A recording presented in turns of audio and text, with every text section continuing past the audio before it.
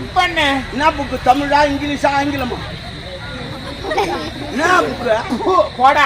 அதிகம் கீழ் துப்பணும், மூஞ்சி துப்புவேன் தானே. நிறைய பேர் தான் தப்பு பண்றாங்க. யாருன்னா சண்டை வந்தாக்கா தூணு கீழ் துப்புறீங்க.